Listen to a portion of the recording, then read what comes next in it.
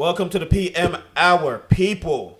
Hey, we're going to get to talking. You know what I'm saying? We're going to do this. There's stuff going on. Y'all should be woke already. You can't just pay attention to where you're at. Pay attention to the whole diaspora. We going through it, y'all. And let's not waste no time. We're going to get right into it. My name is Patrick. I'm Tasha. I'm Terry. Oh, yeah. Peace and blessings. It's your boy, Garrett. Yeah. And so really what I want to talk about right now is Uganda, right? I want to talk about Uganda actually just had an election last Thursday. They had this highly anticipated election, right? Just like how we had. And the reason why I want to bring up Uganda, and actually if y'all could bear with me for a minute, I want to make some comparisons between, actually maybe not just Uganda, but a lot of these other countries, because the overarching thing that I want to talk about is the youth, right? I want to talk about the youth, and I want to talk about a lot of these uprisings that we've been seeing in these different countries for a few years right now. You guys remember the Arab Spring? Yeah. The Arab Spring that happened a few years ago, and actually in some situations is still happening, has to do with the youth. Yeah. And a lot of uprising in Africa and a lot of uprising in Asia. Like even this last thing that we just saw between Hong Kong and China, right? That was a lot of the youth, and it had to do with their rights and things like even that. Even here in America, the Bernie Sanders effect, you saw even the here youth in was America. like really coming out. Yeah. Go ahead. The youth, Bernie Sanders, kind of his running, kind of highlighted how effective the youth are becoming here in America too, and our voices being heard. Yeah. Exactly. And part of that, the reason I want to talk about the youth, but then I also want to talk about not having change and leadership and the reason why we don't have change. And the epitome of this situation is Uganda right now, right? I want to compare with us, but in Uganda. So Uganda right now, they just had an election on January 14th. And the person that won the election is their current president. This is his 6th term, Yoweri Mandisi, right? Yeah. And he actually won a 6th term, but his opposition was this 30-year-old rapper, Bobby Wine, right? And first of all, I'm already sort of like thrown off by this dude getting elected for the 6th time, right? Yoweri Museveni. Yoweri Museveni. Yeah. Right? This is his 6th term. And I believe each term is about 5 years, right? So this guy has been president of Uganda for the past 35 years. Right?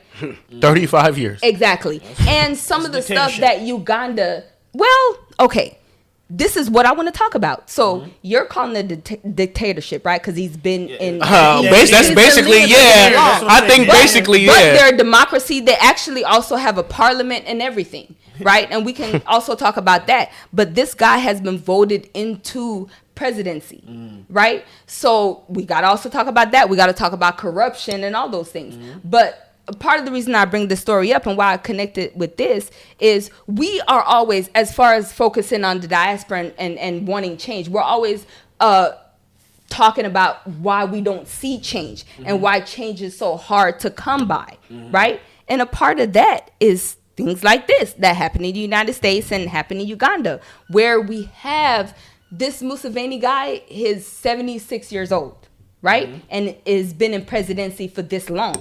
Right? So that's how you hold power. Right?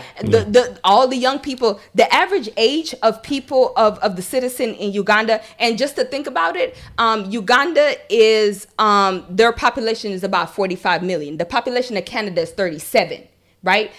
America is 340 million.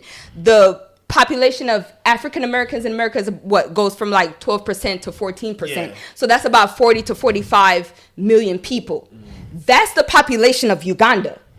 The population of African Americans in America is the population of Uganda, right? So that's what we're talking about. Now, when you put that in half the population is not working, right? struggling, don't have proper health care. And you're talking about the people that own a lot of the resources, the elites that own power in this community. Is 2%. It's 2%. Wow. Right? And that 2% is of a certain age. They're older.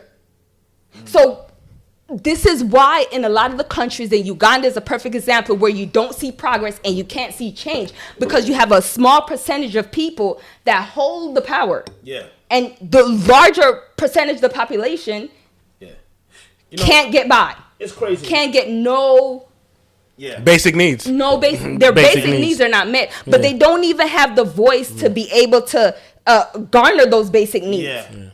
You know, it's crazy, you know, because a lot of these countries, you know, they play upon having a democracy, but sometimes it's just a shell. They have elections, but then the elections is not really election. They bully people into picking one certain person. It's not really an election at all. Even in some developed countries, Russia do the same thing. You know? Absolutely. Vladimir Putin, an election of Vladimir Putin, quote unquote. Really, you know, and their terms is like 7 years. They do crazy. this a lot. So it's just to play up on a perception that something could work for the people.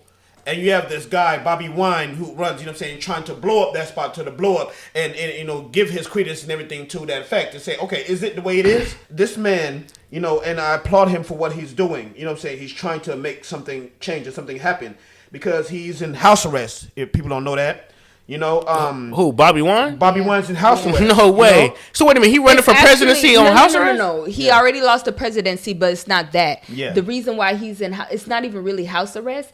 Is the president, right? That won is still intimidated by Bobby Wine, because he feels like, because Bobby Wine has such a percentage. Oh, that's not house arrest. That's protective custody. Support him. There's a difference there. That ain't house And arrest. there's actually been a lot of attempts on his life. Yeah. Oh, that's protective so it's custody. Not really house arrest. No. It's more of That's like they're protective trying custody. to make sure he's safe. Yeah, Well, that's difference. There's a difference there. You had heavily armed military and police have raided his party offices and everything that in Kampala. Intimidation. Yeah. Oh no, And that's no not one's house coming, arrest. you know, no. so they're intimidating him and everything. But right now you have him calling on the international community and to sanction against the president, to release the politicians, the political prisoners.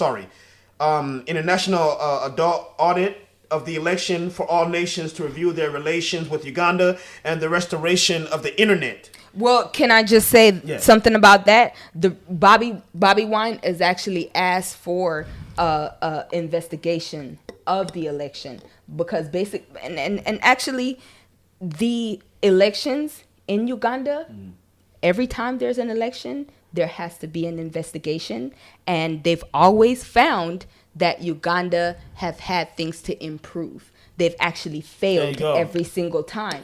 So that's another thing into question about this election. Yeah. But not just that. It's the same thing that happened here in the United States, like how you said with Bernie Sanders, and how that voice got squashed. That's how this voice got squashed, because the majority of the voice that was supportive of Bobby Wine was the youth, right? The people that are actually struggling. Yeah. Not the people that are actually in control, which is a small percentage, like I said, of the population. Right. And so this is how you squash them. You know, it's those things. A lot of times I like to say, you know, a lot of the world, they pay attention to one person. Oh, this dictator's doing this and that. You understand, it's never just one person. Yeah. You gotta look at the whole body around these people. He is the face. Who is these elites? Who is these rich and wealthy and government officials and everybody else who is invested in keeping this man in place? And that's indicative of a lot of places around the world, you know? There's a lot of people that wanted Trump to maintain being president. That wanted their interests met by having this one person in there, you know? But not him. So who are these bodies? And they have to be investigated too. I mean, that's what you said, because it's a broader picture, because just like you're saying, I mean, you're looking at this person that's sitting here and making all these decisions, but you know that the decisions essentially don't really benefit the people there. So then it's like, what kind of decisions is it for? It seems like they're making it for outside or for that benefit, maybe it's the surrounding area or forces on the outside of that, right? Yeah. So then it's like, you know, then what's the point? That means you're only just really stealing from the area that you're stealing from the area that you live in, people, pretty much. yeah. You're going like Yeah. that. We talk about Muhammadu Yeah. Buhari, how he's still president and stuff like that. Yeah. This and many in Nigeria and stuff. You know, So here we still go there, election to just bias. branch off one of the points that that my sister was kind of making earlier. So think about how much time that is wasted in Africa. So a lot of these people that we have, and Uganda is not a solitary story, right? So think about places like we say the Congo, Sierra Leone, and Ghana. You know what I'm saying? Like you said, Nigeria. You know what I mean? And Sudan. You know, right? You think about people that's been in power. We're talking about men that's like For 60, years. 70, Yes. 80 years old. Yeah. What kind of mentality can you bring to a country that is, like you said, full of young people? Yeah. Yeah. You are Exactly. completely out of sync with these people. Yeah. You have no idea Yes. what lifestyle is like for Yeah. them, right? And not even just understanding, like you said, the basic needs, because we know that that's not even just being met. So if you're already not even meeting that, you know what I'm saying? How could you really be in touch when you're 75? 85, Yeah. you know what I'm saying, years That's old, long gone. and you're still in office. You And know what I'm saying? it's So not it's like the that fact power that we they're having. just Not just the fact they're old, no, not of course. just the fact that they're but old, holding on to that but same they power. also you know? live a certain lifestyle. Yeah. They might have started out a certain kind of way, but now they're part of the elite, right? Yeah, yeah. So you are not, and I think already talked about this. In order for Mm-hmm. you to be a part of the elite, to make a certain amount of money, you have to take from Yeah. the middle class and the poor class. Yeah. So that means you're digging those people more in a hole so that you can live a certain amount of lifestyle. So you're creating this disparity that will show itself over time. Yeah. And that's what's come to head in a lot of these countries where what you decided maybe 10, 20 years ago is now showing itself. Where you Yeah, can have it came to fruition, right? 50% of the population, right? And for whatever reason, it ends up being the younger folks because they're more disposable. So you have them living a certain kind of lifestyle where they're looking at you, which is a small percentage, and you're able to, afford a certain thing. And the majority of them are not able to do that. Yeah. Right? And it just seems like that's the same conversation throughout many countries. Many countries. And it's crazy Not because- just Uganda. No, not this many, yes. Not no. just the countries in Africa. But I think what we've noticed now, also in America. Yeah. America, you're not exempt. Well, to your point. You're not exempt. Well, to your any point, place where there's let me black say- people. Let me say, it's the facade and the flaw in politics and democracy. You know, democracy is supposed to be there where it serves the people. You know, it's supposed to serve the people. It is intent to serve the people. Right. Even in America, Well, that's the idea, right? That's the idea. But The even in idea. America, you have to realize we don't really have a democracy here. There is no democracy. Well, again- not when we're in a monetary system. No. Yeah, no. Favors can be bought. Persuasion can be bought. Everything is for sale. Remember- You don't have a true democracy when that happen. You know, the only time you really see democracy work is when everything's falling apart. That's when everybody decides, oh, man, this thing's falling apart. We got to do something. In America, you hear it, and they finally get their ass together and make it work. Yeah. That's why you have the first stimulus bill. You see a virus comes along, it messes everything up. All the markets fall, everybody falling apart. That's when you see really democracy hurt. Yeah. But typically, Well, because we never really have like a true democracy. no, there is no true. That's my point. There is no But that's true my point. democracy. There is no Yeah. true It's democracy. always democracy And- with something that's like But let's keep it capitalism. real. The Romans thought they had democracy. The governments and whatever government and system you want to name, it is usually the elites, the people who Yes. are on top of the food chain that do Yes. run the day. They Yeah. are in Yeah. every situation, here and wherever you are. Yeah. You know, so they do have the control. But you would like to have the idea, and they promote the idea. The elites promote the idea to the people that they're the one that your needs can be met if you just simply vote and if you put your interests and stuff there. So from time to time, you have people like Bobby Wine who come and test that. And then they meet the opposition. There's a roadblock there. Then the people get upset because you see, okay, well, this is supposed to be a democracy. I thought we do have a choice in this, you know? The needs are not being met. What the elites, and I'll say this, end with it, what people in power seem to forget, the power is always with the people. Because they're the majority, their body. You've seen it in history before when people got fed up, they went into the castle and cut the heads off of the kings. Well, and cut sure. the heads off of them. The elites don't want that happening. No, that's a If people fear get of fed up always. enough. Yeah. Well, I don't want to bring the Capitol Hill situation. I'm not going to relate it to that. Bring it up. But I mean, but to relate, yes, Ask of say what, what we say, ask to of what relate. I'm talking about. Yes. You know? Yeah. These people, these white people felt, that their needs were not being met as white people in America, and they felt like they were going to storm this thing to cut off their time or whatever. The guys had zip ties in there. They did. That's part of it. But it harked back to the times of, I forgot where it was, what in England, whatever the hell it is, and many times where people stormed it because they was not feeling good about the situation. So they went in there and cut the heads off of the leaders and stuff. Well, they did it here in the Civil War. During the Civil War, they did it here. In 1812. In 1812, they did it here. But they don't want it. Any system ran by anybody or any group of people don't want it to come to that point, and they feel that. So that's time when you see that happens, that's when they want to do something about it and make a change and different things like that. Then it goes to the point where they'll maybe remove the leader, but keep that same military. In a lot of the Middle Eastern countries do that. They'll get rid of the dictator, but that military stay in power. Yeah. You know what I'm saying? So you get the same thing. thing. You see that happen in Syria a lot and everything. Like you get the same thing, a continuity of whatever they want to Not do. it happens in Africa as well. Since we're talking about Uganda, it also happened in Uganda because what we were talking about earlier, Uganda also have that history of Idi Amin. Remember, there you go. He was also of military descent. I don't know if you can say that, right? Yes. African descent. He was of military training, background, military background, and got power. But that was like actually one of the worst times in Uganda. Yeah. It was one of the worst times because he was a horrible leader, not because of how he was in globally. Globally, they loved him, but he was a terrorist to his own people and actually killed a lot of Ugandans. And that's the history they're coming off of. And it was like maybe 10 or 15 year removed until they got this guy that's their current president, and they latched on to him so much they called him. He was like their he gave them freedom. And so that's why they're so attached to him. Yeah. You see what I'm saying? Well, then that tells me that population for them still old too. You feel what I'm saying? Like we talked about that too, like we said here. Did. I mean, They're I don't want to reflect older, on my parents, but like, part of the reason that baby boomers was exactly still, it's Uganda's version of baby boomers. Still pushing this old ideal across the world. Yes.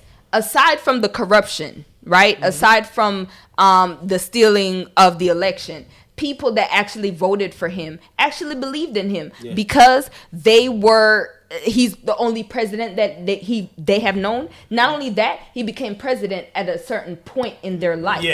Right? And they have that connection to him. And in their life, certain things worked out. They're able to live a certain kind of life. But the younger folks are not experiencing that. Let me get that shout out there to the youth. Them, that's my whole point. Just to say real quick, I just want to give a shout out because to all the young people, like she said, it's definitely like like the younger generations that's coming around, man. A lot of them are feeling it. You know what I mean? A lot of them are there, and a lot of them, all they just need to do is just get back reconnected to what it is, to our culture is, where we get that idea. You know what I'm saying? A lot of them it just comes from a lot of being exposure is the point I want to say. A lot of exposure. If we could just expose them to a lot of things, it'll definitely be a nice, good pushing renaissance, so we can definitely push more in our voting, in our politics, not just here where we are in the United States, but across the world. Like you just see in Africa, it's like the youth. So many youth in all those different countries out there, man, they are pushing, but it's kind of like they need help. They need assistance. Maybe it's like the guidance that is not just there. You know what I mean? With the mentality, it's all about reconnecting them back to something. So I just kind of want to put that out there. You know what I mean? And give a shout out to my brother, them. You know what I mean? All the people, them. One love. Let me say this. If I could just implement some positive in it, it's hard to see what things will be in time. We can't predict the future, but every attempt is a drop in the bucket towards a change. You know what I mean? So I want to bring up Bobby Wine again. We have to pay attention to this man. You pay attention to people who are these people who are game changers. These people who are trying to hit at the status quo and bring something different. You know, this is just the first step. This is the first time dropping the bucket. People are waking up. This is why we're talking about it. The man is calling to the international community. And we're more connected now than ever because of technology and everything like that. So, and diaspora is on fire across the world now. We're not playing that shit. We're not playing that bull. We're looking for this change. What happened with him was with Bobby Wine, he was rapping a certain kind of way, right? He was rapping more like for his interests. And we see this a lot here in America too. When you become famous, you start to attract, because the people that support you are not really like the elites. It's not the rich people because their money they're focused on a different kind of thing. So the people that are looking to support you and whatnot, they're from a different kind of like financial class. But it is and the people. And they usually have other struggles, right? They're making a point to support you. So what happened with this guy is a lot of people that were coming out to support him were of a certain struggle. Yeah. And they started to tell him their issues. Yeah. Right? Not to say he didn't come from the same thing, but a lot of times you don't think that that's like other people's struggle. You keep it individual. And they were explaining their struggle to him, which was a lot of the poorer. That's how he found out about the students and all of this. And so he started to rap about it. And that's what built up. It wasn't even necessarily him saying, I'm going to run for president. It was people pushing him because they were like, you understand our struggle. You understand what we're going through. So it's crazy. It's kind of like the people elected him already. This. Yes. That's the good. people elected him. And that's why this election is like a they shame. call their hero. But then, The youth, man. Give it to the youth Exactly. there, man. Give it to the youth and there. then the other Give it point to the that you youth made there. where it had to do with communication and social media. Yes, this had to do a lot with that. And part of the reason why Museveni still ended up winning is because he cut off social media. He cut off the internet. And that's why he was able to do this. And then your other point about what you were talking about with it has to do with the youth. He still, if you want to compare it to us, was able to win with a lot of the youth were not able to communicate with each other. And so they brought out a lot of numbers, but it kind of, when the internet was cut off, they tapered off at a certain point. So that kind of mess up with their communication, and that had to do with a lot of the interference with the votes, right? And then your other point about surveillance, yes. This is how Bobby Wine is able to stay alive, because he's called on surveillance. He said a lot of the elections that they did, that were fair, were the ones where he said go vote and make sure you're record it. The reason why he's able to stay alive is because everywhere he go is recorded. Because if he's not recorded, it's so corrupt. He said, if you don't record my going and coming, I feel like I would die. And there's a lot of time where the recordings have caught people that were standing there that was from the government, which is from Museveni, right? That is looking to catch Bobby Wine and eliminate him. Yeah, it's a constant watch. So it's a constant watch. And it's a lot of that's going on. Yeah. But this is the reason why we bring you these stories, right? Yeah. 100. It's always about the diaspora. Yes. Please comment, y'all. And Please comment. Please comment. If we don't have some of these stories right, if there's details, we're always ready. Right. Right. Yeah, Let send us in your know. stories. Let us know. Send your stories if we in. don't have it right, Send your because stories we're in. here. We'll take exactly. that. It's not like we're here in Uganda. We're not here in a lot of these countries, but we read them and we connect with them. Yeah. Right? Originally we're all from Jamaica. Yeah. So we are One also love. immigrants to this country. So we're always looking out for the diaspora. We want to know what's going on. We connect to a lot of these stories. Let us know. And we appreciate it. So hit us up on YouTube, Twitter, Instagram, We out Twitter. there. We out here. Yes, Let us know. one love to the youth, them. One love.